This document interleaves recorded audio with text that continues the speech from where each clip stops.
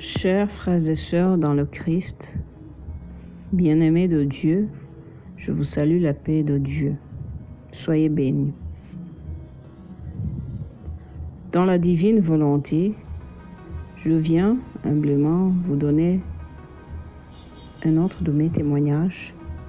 C'est un témoignage personnel, mais c'est une action de grâce, une reconnaissance à Jésus, à Dieu, à la Trinité sainte. Je viens relater les merveilles de Dieu, sa bonté, sa miséricorde, sa patience envers moi, pauvre pécheresse. Mais qu'il a aimé et qu'il aime toujours d'un amour indicible, suprême, qu'il soit loué, qu'il soit adoré, qu'il soit remercié toujours et à jamais. Amen. Alléluia. Donc aujourd'hui, ça s'est passé il y a à peu près deux ou trois jours où je l'ai senti au-dedans de moi et j'ai eu cette sensation que c'est l'Esprit de Dieu. L'Esprit de Dieu m'a poussé à venir témoigner, à venir dire merci au Seigneur pour une chose que vous allez juger un peu comme dingue. Parce que, est-ce que vous savez que nous disons merci, nous remercions le Seigneur pour les bonnes choses, les belles choses, donc c'est les choses sucrées, les guérisons, les délivrances, donc les secours qu'il nous donne, qui témoignent journellement, donc des trucs comme ça, donc des trucs, si on les regarde humainement, qui sont positifs. Eh bien, l'Esprit Saint m'a un peu poussé dans l'intérieur pour venir remercier Jésus pour le contraire. Vous savez, les parents surtout, même les médecins, donc les soignants, ceux qui soignent les malades. Lorsqu'on est en train de soigner, une maladie quelconque, des fois on utilise des substances sucrées, des fois on utilise des substances sans goût ou bien des substances amères, avec un goût amer, qui a vraiment une grande amertume. Ok. Ou bien ça peut être piquant, des trucs comme ça, mais le seul but, c'est le but de soigner, de traiter la maladie, de la guérir. Donc, bon, vu que le Seigneur m'a fait comprendre, bon, il me l'avait fait comprendre bien avant, mais je n'étais pas encore poussée pour témoigner de cette bonté que parfois il nous fait, ou bien souvent il nous fait, mais on se plaint, on a du mal à accepter ça, on a du mal à reconnaître que c'est une de ses bontés. On aimerait qu'il nous donne seulement des bonnes choses, des belles choses humainement, donc des choses sucrées. Mais lorsqu'il nous envoie quelque chose de si amer, de si piquant, vraiment, on perd les pédales, on se plaint, on dit qu'il ne nous aime pas, qu'il nous a abandonnés. On a du mal à reconnaître tout cela, tout ce qui touche à notre confort naturel humain, confort humain. Voilà. Donc, j'ai voulu obéir à cette impulsion intérieure. Mais je suis convaincue que c'est l'Esprit de Dieu qui m'a poussée pour témoigner, dire merci à Jésus, merci à Dieu pour toutes les douleurs par lesquelles il m'a fait passer, qui ne sont pas moindres. Je vous assure. Depuis mon enfance, d'autant plus que j'ai eu une enfance souvent caractérisée par des maladies. Je me suis vue très maladive, avec une santé tellement fragile. J'avais des maladies que les autres n'avaient pas apparemment, surtout chez nous à la maison. J'étais maladive. Voilà, le paludisme, les pneumonies, Donc, les maux de dents, les oreilles qui me faisaient mal, l'estomac. Donc, j'ai toujours eu une santé si fragile. Apparemment, on dirait que j'avais pas une immunité assez forte, apparemment. Donc, j'avais une santé, on dit une santé précaire. Ouais, voilà. Donc, avec tout ça, j'étais toujours fragile. J'étais fragile en tout. Nous ne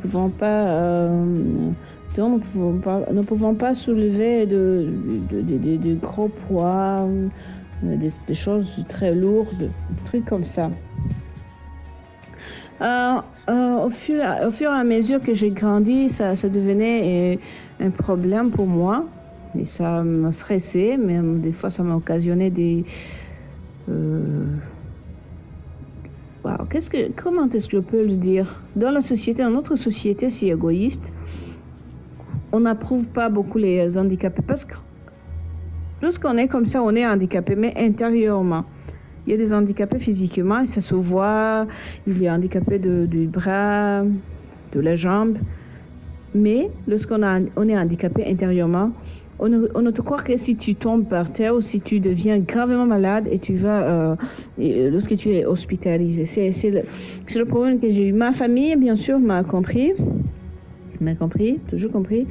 Je rends grâce à Dieu. C'est une consolation qu'il m'a donnée, mais c'est maintenant que je le réalise. Heureusement que c'est les gens dans la société qui n'a pas pu me comprendre. Très peu de gens, même à l'école, il y avait très peu d'élèves qui comprenaient cela, parce qu'on a tendance à ne comprendre qu'est-ce qu'on a dans la société humaine. Donc c'est un égoïsme, c'est de l'égoïsme. Il ne faut pas être comme ça lorsque nous sommes enfants de Dieu.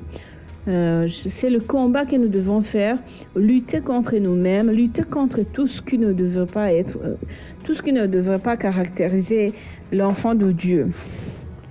Ouais, je crois et je suis convaincue que c'est cela la conversion, cette conversion permanente, progressive que nous devrions faire, que nous devons tout le temps faire. C'est un combat et c'est ce que Saint Paul dit à plusieurs reprises partout dans ses épîtres.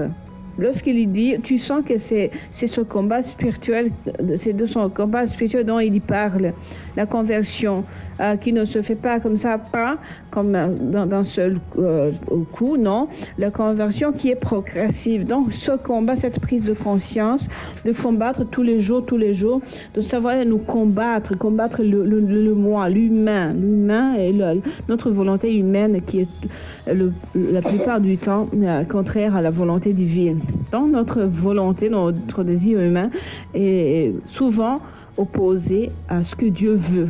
C'est comme ça. Lorsqu'on lit les épîtres de Saint Paul, la plupart des épîtres ne parlent que de ça parce que c'est vraiment la problématique. C'est la problématique de presque tous les humains, apparemment. Donc, voilà. Donc, le Suisse m'a appelé pour dire merci pour cette santé si fragile, avec toutes les blessures que ça m'a occasionné physiquement, intérieurement, émotionnellement, sentimentalement. Donc, dans l'intérieur vers l'extérieur.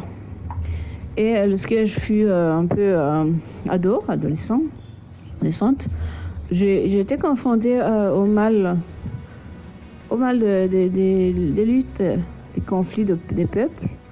Et ça aussi, ça m'a donné des blessures si profondes, si graves.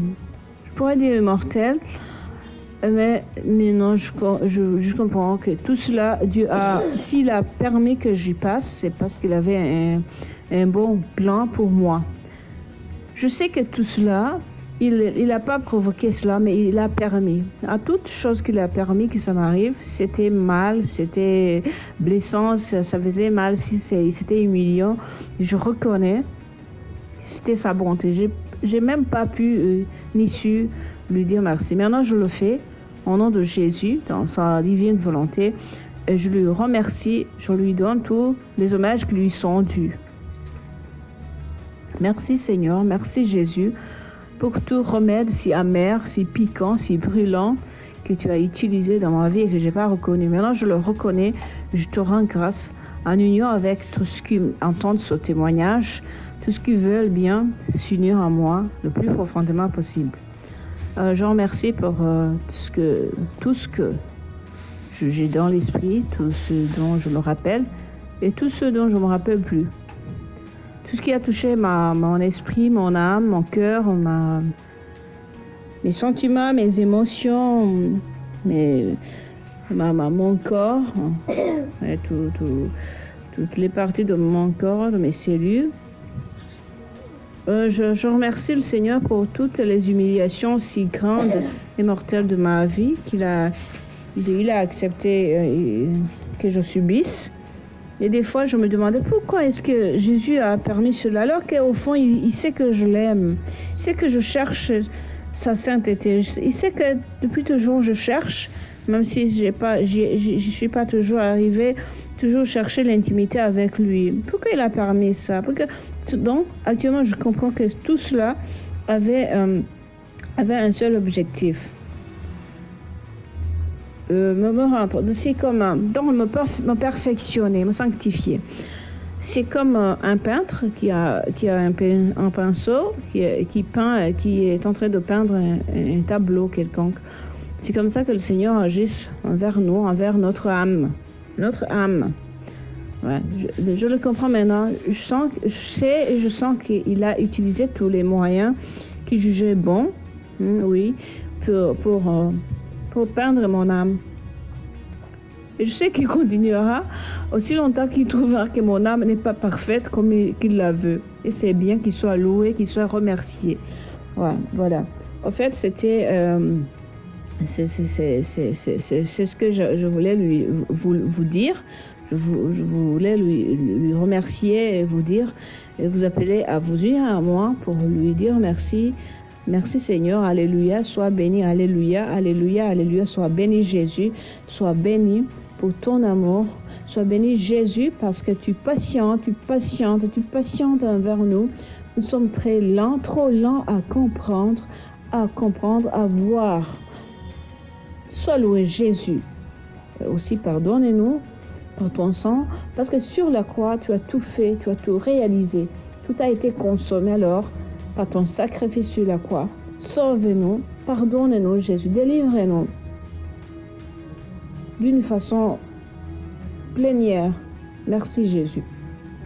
Chers frères et sœurs dans le Christ, par mon témoignage, je vous invite à vous tous, chacun à son tour, de se regarder et d'entrer intérieurement dans votre cœur, dans votre vie, pour essayer de comprendre et de voir, de discerner cette main de Dieu, cette main de peintre qui a utilisé tout ce qui lui semblait bon et nécessaire pour peindre votre âme, comme il le fait chez moi. C'est une école, en fait, mais c'est un engagement. Et lorsqu'on est engagé, il ne nous laisse pas seuls. Il donne sa grâce, sa force, son esprit. Alors qu'il soit loué. Je termine en vous remerciant, en vous souhaitant toutes les bénédictions du Seigneur. Soyez bénis. Amen. Je vous aime.